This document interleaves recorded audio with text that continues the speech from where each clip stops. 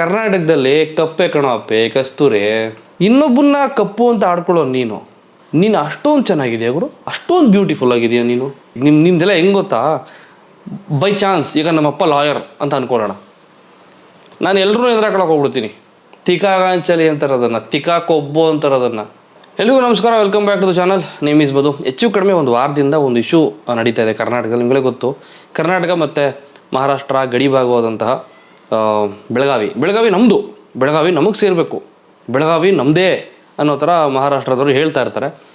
ಅಂಥ ಟೈಮಲ್ಲಿ ಏನಾಗುತ್ತೆ, ನಮ್ಮ ಕನ್ನಡದ ಒಬ್ಬರು ಕಂಡಕ್ಟ್ರು ಅವ್ರಿಗೆ ಹಿಗ್ಗಾಮುಗ್ಗ ಹೊಡೆದು ಮಾರಣಾಂತಿಕವಾಗಿ ಹಲ್ಲೆ ಮಾಡಿ ಪ್ರಾಣಕ್ಕೆ ಕುತ್ತು ತರುವಂತಹ ಪ್ರಯತ್ನ ಕೂಡ ಮಾಡಿದ್ದಾರೆ. ಇದ್ರ ಮಧ್ಯೆ ಇದಕ್ಕೆ ಸಂಬಂಧಪಟ್ಟಂಥ ಕೆಲವೊಂದು ನ್ಯೂಸ್ಗಳು, ಹೋರಾಟಗಳು ಎಲ್ಲ ನೋಡ್ತಾ ಇದ್ದೀವಿ. ಅದರಲ್ಲಿ ಒಂದು ಭಾಗ ಆನ್ಲೈನ್ ಹೋರಾಟ.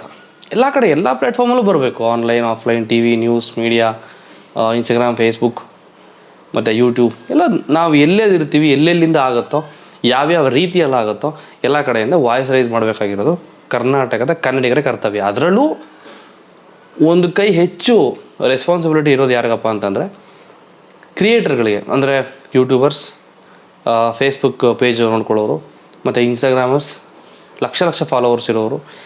ಇವ್ರು ಯಾರೂ ಧ್ವನಿ ಎತ್ತಿರಲಿಲ್ಲ. ಕೆಲವೊಬ್ರು ಧ್ವನಿ ಎತ್ತಿದ್ದಾರೆ, ವಾಯ್ಸ್ ರೈಸ್ ಮಾಡಿದ್ದಾರೆ, ಇಲ್ಲ ಅಂತಲ್ಲ. ಕೆಲವರು ಮಾಡಿಲ್ಲ. ಅಂತ ಎಲ್ಲ ಅಂದರೆ 100 ಜನರಲ್ಲಿ ಒಂದು 5ರಿಂದ 10 ಜನ ಮಾತ್ರ ವಾಯ್ಸ್ ರೈಸ್ ಮಾಡಿದರು, ಇನ್ಕ್ಲೂಡಿಂಗ್ ಮೀ. ನಾನು ಕೂಡ ಅದರಲ್ಲಿ ವಾಯ್ಸ್ ರೈಸ್ ಮಾಡಿದ್ದೀನಿ ಅದಕ್ಕೆ ಸಂಬಂಧಪಟ್ಟಂಗೆ. ಇದ್ರ ಹಿಂದೆ ಒಬ್ಬ ಮುಂಬೈ ಹುಡುಗ ಶ್ರಿಂಕಲ್ ಅನ್ನೋನು ಕರ್ನಾಟಕದವರು ರೇಸಿಸ್ಟ್ಗಳು ಹಂಗೆ ಹಿಂಗೆ ಅಂತ ಅಂದಿದ್ದ. ಅದಕ್ಕೆ ವಿರೋಧವಾಗಿ ನಾವು ಹೋರಾಟ ಮಾಡಿದ್ವಿ. ಹೊರಗಿನ ಹತ್ರ ಸಾವಿರಾರು ಜನ ಸೇರ್ಕೊಂಡಿದ್ರಿ. Thanks for that. ಸೊ ಇನ್ನೊಂದು ವಿಷಯ ಏನಪ್ಪ ಅಂತಂದರೆ, ಈಗ ಆಗಿರೋ ವಿಚಾರದಲ್ಲಿ 100ಕ್ಕೆ 90% ಕ್ರಿಯೇಟರ್ಗಳು ಯಾರೂ ವಾಯ್ಸ್ ರೈಸ್ ಮಾಡಿರಲಿಲ್ಲ. ಅದ್ರ ಬಗ್ಗೆ ಒಂದು ವಾಯ್ಸ್ ರೈಸ್ ಮಾಡಿದರು. ಯಾಕೆ ಕ್ರಿಯೇಟರ್ಗಳ್ಯಾರು ಮಾತಾಡ್ತಾಯಿಲ್ಲ, ಯಾಕೆ ಯೂಟ್ಯೂಬರ್ಸು, ಫೇಸ್ಬುಕ್ಕು ಮತ್ತು ಇನ್ಸ್ಟಾಗ್ರಾಮ್ ಕ್ರಿಯೇಟರ್ಗಳು, ಎಸ್ಪೆಷಲಿ ಇನ್ಸ್ಟಾಗ್ರಾಮ್ ಕ್ರಿಯೇಟರ್ಗಳು ಲಕ್ಷ ಫಾಲೋವರ್ಸ್ನ ಇಟ್ಕೊಂಡಿರೋರು ಯಾಕೆ ಯಾರು ಮಾತಾಡ್ತಾ ಇಲ್ಲ ಅಂತ ಒಂದು ವಾಯ್ಸ್ ರೈಸ್ ಮಾಡಿದರು. ಮಾತಾಡಿ ನಾವೆಲ್ಲರೂ ಒಗ್ಗಟ್ಟಾಗಿದ್ದರೆ ಸರ್ಕಾರಕ್ಕೆ ಸ್ವಲ್ಪ ಇಷ್ಟೊಂದು ಜನ ಮಾತಾಡ್ತಾ ಇದ್ದಾರಲ್ಲ, ಲಕ್ಷಾಂತರ ಜನ ಫಾಲೋವರ್ಸ್ ಇರುವಂಥವ್ರು, ಇದಕ್ಕೆ ನಾವೇನಾದ್ರು ಮಾಡಬೇಕು ಅನ್ನೋ ಥರ ಆ್ಯಕ್ಷನ್ ತೊಗೋಬಹುದು. ಸರ್ಕಾರಕ್ಕೆ ನಮ್ಮ ಧ್ವನಿ ಮುಟ್ಲಿ ಅನ್ನೋ ಉದ್ದೇಶದಿಂದ ಅಷ್ಟೇ ವಾಯ್ಸ್ ರೈಸ್ ಮಾಡಿ. ನಾವು ವಾಯ್ಸ್ ರೈಸ್ ಮಾಡಿದ ತಕ್ಷಣ ಏನೋ ಬದಲಾಗ್ಬಿಡುತ್ತೆ ಅನ್ನೋವಂಥದ್ದು ಆದರೂ ಆಗ್ಬೋದು, ಹೇಳೋಕ್ಕಾಗಲ್ಲ. ಸೊ ಹಂಗೆ ಎಲ್ಲರೂ ವಾಯ್ಸ್ ರೈಸ್ ಮಾಡಿ ಅಂತ ಅನ್ಬೇಕಾದ್ರೆ ಕೆಲವೊಂದಷ್ಟು ವಾಯ್ಸ್ ರೈಸ್ ಮಾಡದೇ ಇರೋವಂಥ ಒಂದಷ್ಟು ಕ್ರಿಯೇಟರ್ಗಳ ಫೋಟೋಗಳನ್ನ ಟ್ರೋಲ್ ಪೇಜಸಲ್ಲಿ ನೀವೆಲ್ಲ ಕನ್ನಡಿಗರೇ ಅಲ್ಲ, ನೀವು ಹಿಂಗೆ ಬರೀ ದುಡ್ಡು ಮಾಡೋಕ್ಕೆ ಬರ್ತೀರಾ ಅಂತ ಪೋಸ್ಟ್ಗಳನ್ನ ಹಾಕ್ಕೊಂಡಿದ್ರು. ಅದ್ರ ಬಗ್ಗೆ ನಮ್ಮ ನನ್ಮಿ ರೆಡ್ಡಿ ಹರೀಶ್ ಅವ್ರೇನು ಮಾಡಿದ್ರು, ಸ್ಟೋರಿಗೆ ಹಾಕೊಂಡಿದ್ರು ಆ ಪೋಸ್ಟ್ನ. ಅದಕ್ಕೆ ಅಣ್ಣ ಏನು ಮಾಡಿದ್ದಾರೆ ನಿಮ್ಮೆಲ್ಲ ಗೊತ್ತಿರೋ ಹಾಗೆ, the great person mister Karnataka, mister Bengaluru, mister India ಅಂತ ಬಿರುದು ತೊಗೊಂಡಿದ್ಯಾ? ಇಲ್ಲ ನಿನ್ನ ಕೈಲಿ ಆಗೋದು ಇಲ್ಲ ಬಿಡ, ಅದು ಬೇಡ, ವಿಷಯ ಬೇಡ ಅದು.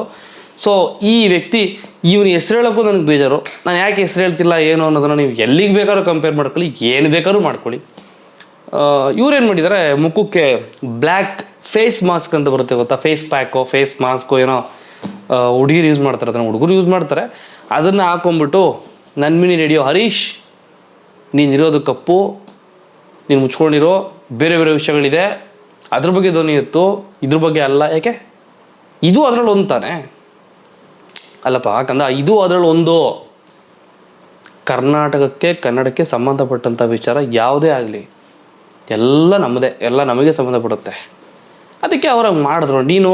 ನಿನಗೆ ಮಾತಾಡೋಕ್ಕೆ ಇಷ್ಟ ಇಲ್ವಾ, ಸುಮ್ಮನೆ ಆಗ್ಬಿಡ್ಬೋದಾಗಿತ್ತು. ಬೈಯೋರು ಬೈಕೊಳ್ತಾರೆ, ಪೋಸ್ಟ್ ಹಾಕ್ಕೊಂಡು ಯಾರು ಧ್ವನಿ ಎತ್ತಾ ಇಲ್ಲ, ಇವ್ರು ಕನ್ನಡಿಗರೇ ಅಲ್ಲ ಅಂದ್ಕೊಂಡಿದ್ದ ತಕ್ಷಣ ನೀನು ಕನ್ನಡದವ್ರು ಅಲ್ಲ ಅಂತ ಆಗೋಗ್ಬಿಡ್ತೀಯಾ? ಇಲ್ಲ ತಾನೆ. ಸೊ ನಿನ್ನ ಮಾತಾಡೋಕ್ಕೆ ಇಷ್ಟ ಇಲ್ಲ ಅಂದರೆ ಸುಮ್ಮನೆ ಇದ್ಬಿಡ್ಬೋದಾಗಿತ್ತು. ಅದ್ರ ಬದಲು ಒಬ್ಬ ವ್ಯಕ್ತಿನ ನೀನು ಆಡ್ಕೊಳ್ಳೋದು ಇದೆಯಲ್ಲ, ಅವನ ಎಸ್ ಹರೀಶ್ ಸ್ವಲ್ಪ ಕಪ್ಪಿದ್ದಾರೆ, ನಾನು ಕಪ್ಪೇ ಇರೋದು, ನಾನೇನು ಬ್ಯೂಟಿಫುಲ್ ಆಗಿಲ್ಲ, ಸ್ವಲ್ಪ ಲೈಟ್ ಗೀಟ್ ಹಾಕೋತೀವಿ, ಎಡಿಟ್ ಮಾಡ್ಕೋತೀವಿ, ಫೇಸ್ ಒಂಚೂರು ಶೈನಿಂಗ್ ಬರ್ಬೋದು, ನಾನು ಅಷ್ಟು ಬಿಟ್ಟರೆ ಇನ್ನೇನಿಲ್ಲ. ಓಕೆನಾ? ಸೊ ಹರೀಶ್ ಅವ್ರಿಗೆ ಅದು direct, indirect or direct taunt ಕೊಟ್ಟಂಗಾಯಿತು, ಆಡ್ಕೊಂಡಂಗಾಯಿತು. ನಿನ್ನ ಕಪ್ಪಿಗಿದೆಯಾ ಅದನ್ನೇ ಹೇಳ್ತಾರಲ್ಲ, ವರ್ಣಭೇದ ನೀತಿ, ಆ ರೀತಿ ಮಾಡ್ದಂಗಾಯಿತು. ಆ ಪೋಸ್ಟ್ಗೆ ಹರೀಶ್ ಅವರು ರಿಪ್ಲೈ ಕೊಡ್ತಾರೆ, ನನಗೆ ನಿನ್ನ ಕಪ್ಪಿಗಿದೆಯಾ, ನೀನು ಚೆನ್ನಾಗಿಲ್ಲ ಅನ್ನೋವಂಥದ್ದು ಹೊಸದೇನಲ್ಲ, ತುಂಬ ಹಳೇದೇ, ಪರವಾಗಿಲ್ಲ ಅಂದ್ಬಿಟ್ಟು ಒಂದು ಪೋಸ್ಟ್ ಹಾಕ್ತಾರೆ. ಏನು ಫೇಸ್ ಪ್ಯಾಕ್ ಹಾಕೊಂಡು ಫೋಟೋ ಹಾಕಿರ್ತಾರಲ್ಲ ಅದನ್ನು ಸ್ಕ್ರೀನ್ಶಾಟ್ ತೊಗೊಂಡು ತಮ್ಮ ಸ್ಟೋರಿಲಿ ಅಣ್ಣಂಗೆ ಟ್ಯಾಗ್ ಮಾಡಿಬಿಟ್ಟು ಮೆನ್ಷನ್ ಮಾಡ್ತಾರೆ, ಆಯ್ತಪ್ಪ ನಾನು ಕಪ್ಪಿಗೆ ಇದ್ದೀನಿ ಏನಿವಾಗ ಅಂತ.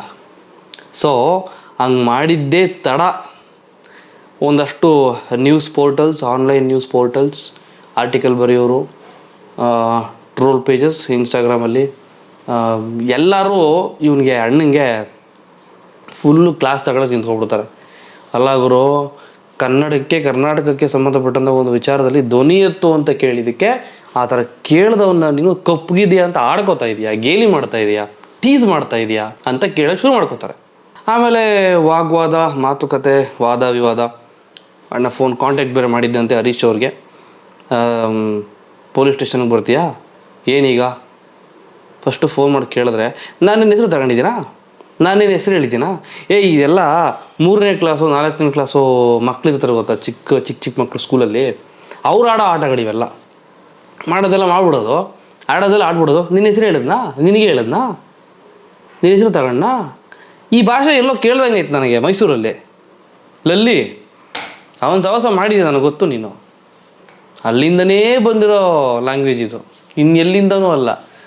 ಬೇಬಿ ನಿನಗೆ ಅವನು ಹೇಳ್ಕೊಟ್ಟಿರ್ಬೋದು, ಇಂಡೈರೆಕ್ಟಾಗಿ ಹಿಂಗೆ ಮಾಡೋರು ಹಿಡ್ಕೊಂಡ್ರು ಏನು ಕೀಳಕ್ಕಾಗಲ್ಲ ಅವನ ಹತ್ರ, ಹಂಗೆ ಹಿಂಗೆ ಅಂತ. ಉಲ್ಟಾ ಆಗೋಯ್ತಲ್ಲ ನಿನಗೆ. ಜನ ಹೆಂಗೆ ಅಂದರೆ ಬೆಳೆಸೋದು ಗೊತ್ತು, ಬೀಳ್ಸೋದು ಗೊತ್ತು. ಓವರಾಗೆಲ್ಲ ಆಡೋಕ್ಕೆ ಹೋಗ್ಬಾರ್ದು, ಆಡ್ಕೊಂಬಿಡ್ತಾರೆ. ಹುಷಾರಾಗಿ ನೋಡಿಕೊಂಡು ನಡಿಬೇಕು. ಅದೇನೋ ಹೇಳ್ತಿದ್ದಂತೆ, ನಮಗೆಲ್ಲ ಲಕ್ಷಾಂತರ ಜನ ಫಾಲೋವರ್ಸ್ ಇದ್ದಾರಲ್ಲ, ಅದಕ್ಕೆ ನಿಮಗೆಲ್ಲ ಉರಿ. ನೀನು ಸುಮಾರು ವರ್ಷದಿಂದ ಇದೆಯಾ ಆಯಿತಾ, ಲಕ್ಷಾಂತರ ಜನ ಫಾಲೋವರ್ಸ್ ಇರ್ಬೋದು. ನಿನಗಿಂತ ನೀನು ಮುಂದೆ ಬಂದವರು ಇನ್ಸ್ಟಾಗ್ರಾಮರ್ಸ್ ಆಗಿ ಅವ್ರಿಗೆ ಮಿಲಿಯನ್ಸ್ ಆಗಿ ಹೋಗಿದ್ದಾವೆ. ಅವ್ರ ಹತ್ರನೇ ಏನೂ ಕೇಳೋಕ್ಕಾಗಲಿಲ್ಲ.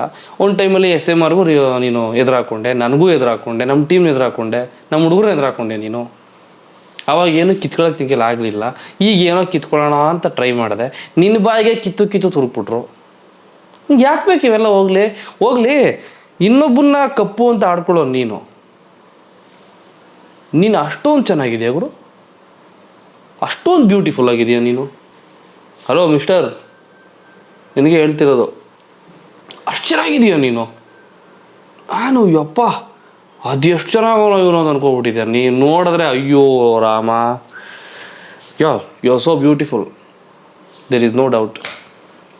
ನಮ್ಮ ಮನೆಗಳಲ್ಲಿ ನಿಮ್ದೆಲ್ಲ ಹೆಂಗೆ ಗೊತ್ತಾ, ಬೈ ಚಾನ್ಸ್ ಈಗ ನಮ್ಮಪ್ಪ ಲಾಯರ್ ಅಂತ ಅಂದ್ಕೊಳ್ಳೋಣ, ನಾನು ಎಲ್ಲರೂ ಎದುರಾಕೊಳಕ್ಕೆ ಹೋಗ್ಬಿಡ್ತೀನಿ. ತಿಕಾಗಾಂಚಲಿ ಅಂತಾರೆ ಅದನ್ನು, ತಿಕಾ ಕೊಬ್ಬೋ ಅಂತಾರೆ ಅದನ್ನು. ಏನು ಹೇಳೋ, ತಿಕಾ ಕೊಬ್ಬೋ ಅಂತಾರೆ. ನಿಮ್ಮಪ್ಪ ಲಾಯರ್ ಆಗಿಬಿಟ್ರೆ ನಿನಗಿದೆ ನನ್ನ ಕೆಲಸ ಲೇ ಅಂತ ಕೂಗಿತಾರೆ ನಮಗೆ. ಹಂಗೆಲ್ಲ ಆಡ್ಬಿಟ್ರೆ ನಾವು ಮಾಡೋಕ್ಕೆ ಹೋಗ್ಬಾರ್ದು. ಊರವ್ರಿಗೆಲ್ಲ ಬುದ್ಧಿ ಹೇಳೋದಲ್ಲ ಕಾಂಟೆಂಟ್ ಮಾಡಿ. ನೀನು ಏನು ಆ ಕಾಂಟೆಂಟು, ಮಾತು ಎತ್ತಿದ್ರೆ ಬರೀ 18+, ಮಾತು ಎತ್ತಿದ್ರೆ ಬರೀ ಕೊಳಕು ಭಾಷೆ, ಮಾತು ಎತ್ತಿದ್ರೆ ಅದು ಯಾವುದೋ ಒಂದು ಯೂಟ್ಯೂಬ್ ವಿಡಿಯೋ ನೋಡಿದ್ದೆ ನಿಂದು ಒಂದು 3 years ಬ್ಯಾಕು. ಏನೋ ಹುಡುಕ್ತಿರೋ ಥರ ಒಂದು ವಿಡಿಯೋ, ಒಂದು ಕಾಂಟೆಂಟು. ನೀನು ಹಾಸಿಗೆನ ದಿಮ್ಮೋ ಎತ್ತೀಯ, ಅಲ್ಲಿ ಬರೀ ಗುಟ್ಕಾ, ಪಾನ್ ಪರಾಗು, ಬರೀ ತಂಬಾಕು ಅದೇ ಬಿದ್ದಿರುತ್ತೆ. ಅದನ್ನು ತೋರಿಸ್ಬಿಟ್ಟು these are my personal belongings. ಏನೋ ಕಾಂಟೆಂಟ್ ಮಾಡ್ತೀಯ ನೀನು. ಸಾಕಷ್ಟು ಕಾಂಟೆಂಟ್ಗಳು ನೋಡಿದ್ದೀವಿ, ಸಾಕಷ್ಟು ವೀಡಿಯೋಗಳು. ಹೌದು, ನೀನು ವೀಡಿಯೋ ನೋಡಿ ನಾನು ನಕ್ಕಿದ್ದೀನಪ್ಪ. ಫ್ಯಾಕ್ಟ್ ಹೇಳೋಣ, ಯಾಕೆ ಸುಳ್ಳು ಹೇಳ್ಬಾರ್ದು. ಹೌದು, ಕಾಮಿಡಿ ಮಾಡ್ತೀಯ, ಆಯಿತು. ಕೆಲವೊಂದು ವೀಡಿಯೋ ಅಂತೂ ಯಾವ ಲೈ ಅಂತ ಥರ ಇರುತ್ತೆ. ಹಂಗಿರುತ್ತೆ ನಿನ್ನ ವೀಡಿಯೋಸ್ ಕೆಲವೊಂದು. ಓವರಾಗಿ ಆಡೋದು, ಜಾಸ್ತಿ ಮಾಡೋದು, ಓವರಾಗಿ ಕಾಂಟೆಂಟ್ ಮಾಡೋದು, ಓವರ್ ಆ್ಯಕ್ಟಿಂಗ್ ಮಾಡೋದು, ಇವೆಲ್ಲ ಬೇಡವಾಗಿತ್ತು. ಬಟ್ ನಾನು ಒಂದೇ ಕ್ವಶನ್ ನೀನು ಕೇಳೋದು, ಇನ್ನೊಬ್ಬರನ್ನ ಆಡ್ಕೊಳ್ಳೋ ಅಷ್ಟು ನೀನು ಚೆನ್ನಾಗಿದೆಯಾ? ನೀನು ಎಷ್ಟೇ ಚೆನ್ನಾಗಿರೋ ಇನ್ನೊಬ್ಬರನ್ನ ಆಡ್ಕೊಳ್ಳೋದು ಎಷ್ಟು ಸರಿ? ಕಪ್ಪಿರೋರನ್ನ ನೀನು ಕಪ್ಪಗಿದೆಯಾ ಅಂತಂದವನು ಎಷ್ಟೇ ಚೆನ್ನಾಗಿದ್ರು ಕೂಡ ಅವನು ಕುರೂಪಿನೇ. ಆಮೇಲೆ ಇನ್ನೊಂದು, ಕಪ್ಪು ಅಂತಂದಲ್ಲಪ್ಪ ನೀನು, ಕರ್ನಾಟಕದಲ್ಲಿ ಕಪ್ಪೆ ಕಣೋ ಅಪ್ಪೆ, ಕಸ್ತೂರಿ. ಇನ್ನೇನು ಕಸ್ತೂರಿ ಅನ್ನಲ್ಲ, ಕಸ್ತೂರಿಗೆ ಸಮನೇ ಇಲ್ಲ ಕಣೋ ಟೇಸ್ಟಲ್ಲಿ ಇಡೀ ಕರ್ನಾಟಕದಲ್ಲಿ. ಗೊತ್ತೇನೋ ನಿನಗೆ? ನೀನೊಬ್ಬ ನಿಜವಾದ ಕನ್ನಡಿಗ ಆಗಿದೆ, ನಿಜವಾದ ಕರ್ನಾಟಕದವನಾಗಿದ್ದರೆ ನೀನು ಇದು ನಿನಗೆ ಗೊತ್ತಿರ್ತಾ ಇತ್ತು. ಅವಾಗ ಅಟ್ಲೀಸ್ಟ್ ನಾನು ಏನು ಮಾತಾಡ್ಬೇಕಾದ್ರೆ ನಿನಗೆ ಗೊತ್ತಾಗಿರ್ತಾ ಇತ್ತು. ಕಪ್ಪೆ ಅಪ್ಪೆ ಕಸ್ತೂರಿ ತಿಳ್ಕೊ. ಚಿಕ್ಕ ಮಕ್ಳನ್ನ ಹೇಳ್ಕೊಡ್ತಾರೆ, ಯಾಕೆಂದರೆ ಚಿಕ್ಕ ಮಕ್ಳಿಗೆ ಕಸ್ತೂರಿ ಕೊಡೋದು ಜಾಸ್ತಿ, ಅದು ಹೆಲ್ತಿ ಜಾಸ್ತಿ ಅಂತ. ತಿನ್ಬೇಕಾದ್ರೆ ಬಹಳ ಕಹಿ ಇರುತ್ತೆ, ಆಮೇಲೆ ಅದರದ್ದು ಇದೇ ಬೇರೆ. ಗೊತ್ತಿಲ್ಲ ನಿನಗಿನ್ನೂ. ಪಾಪ ನಿನಗೆ ಅದು ಕಸ್ತೂರಿ ಅಂದರೆ ಏನು ಗೊತ್ತು ನಿನಗೆ?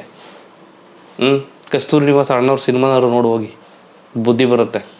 ಮನುಷ್ಯನ ಜೀವನ ಅಂದರೆ ಏನೋ ಹೆಂಗಿರಬೇಕು ಅಂತ ಅಟ್ಲೀಸ್ಟ್ ಇದು ತಿಳ್ಕೊಬಹುದು. ಇನ್ನೊಬ್ಬರನ್ನ ಆಡ್ಕೊಳ್ಳೋ ಮುಂಚೆ ನೀನು ಸಾಚ ಅಂತ ತೋರಿಸ್ಕೊಳ್ಳುವಂಥ ಬರದಲ್ಲಿ ಇನ್ನೊಬ್ಬನ ಕಾಚಕ್ಕೆ ಕೈ ಹಾಕ್ಬೇಡ, ಗಲೀಜು ಅಂತ ಹೇಳ್ತಾ ಇಲ್ಲಿಗೆ ವಿಡಿಯೋನ ಮುಗಿಸೋಣ. Thank you so much. ಬರ್ತೀನಿ. ಕಮೆಂಟ್ ಬಾಕ್ಸ್ ನಿಮ್ಮದೇ. ಲಲ್ಲಿ ಸಹವಾಸ ಮಾಡಿಲ್ಲ ಅಂತಂದರೆ ಮೇ ಬಿ ಇವ್ನಿಗೆ ಆಗ್ತಿರ್ಲಿಲ್ವೇನೋ ಅಂತ ನನ್ನ ಅಭಿಪ್ರಾಯ. ಡೈರೆಕ್ಟಾಗಿ ಹೇಳ್ತೀನಿ, ಏನಿವಾಗ ಸಹವಾಸ ದೋಷಕ್ಕೆ ಸನ್ಯಾಸಿ ಕೆಟ್ಟ ಅಂತ ಒಂದು ಗಾದೆ ಮಾತಿದೆ. ಅದನ್ನು ನೆನೆಸ್ಕೋ, ಬುದ್ಧಿ ಕಲ್ತ್ಕೋ. ಹಿಂಗೆಲ್ಲ ಇನ್ನೊಂದ್ಸರಿ ಮಾಡೋಕ್ಕೆ ಹೋಗ್ಬೇಡ. ಇದು ತುಂಬ ಕೆಟ್ಟ ನಡೆ, bad manners. We should not do like ದಿಸ. ಕನ್ನಡದಲ್ಲಿ ಹೇಳೋಣ, ಇನ್ನೊಂದ್ಸರಿ ಹಿಂಗೆಲ್ಲ ಮಾಡಬಾರದು ನಾವು. ಸಾಕಷ್ಟು ಓದ್ಬಿಟ್ಟಿದೆ ನೀನು, ತುಂಬ ಬುದ್ಧಿವಂತ ಅಂತೆ ನೀನು. ಅದು ಅಲ್ಲ, ಇವ್ರನ್ನೆಲ್ಲ IPL ಟೈಮಲ್ಲಿ ಮುಂಬೈಗೆ ಕರ್ಸ್ಕೋತಾರೆ, ಇವ್ರನ್ನ ಕ್ರಿಕೆಟ್ ಆಫೀಸ್ಗೆಲ್ಲ ಕರ್ಸ್ಕೋತಾರೆ. ಅದೊಂದು ದುರಹಂಕಾರಗಳು ಇವ್ರಿಗೆಲ್ಲ, ಕೊಬ್ಬು ಗಾಂಚಲಿ. ಓಕೆ, ಕಮೆಂಟ್ ಮಾಡಿ, ಮತ್ತೆ ಸಿಗೋಣ. Thank you. ಇಷ್ಟ ಆಗಿಲ್ವಾ ನಾನು ಮಾತಾಡಿದ್ದು? ಇಷ್ಟ ಆಯಿತಾ? ಓಕೆನಾ ನಾನು ಹೇಳಿದ ಮಾತುಗಳು ನಿಮ್ಗೇನು ಅನಿಸುತ್ತೆ ಅಂತ ಹೇಳಿ. ಸಿಗೋಣ. ಬಾಯ್.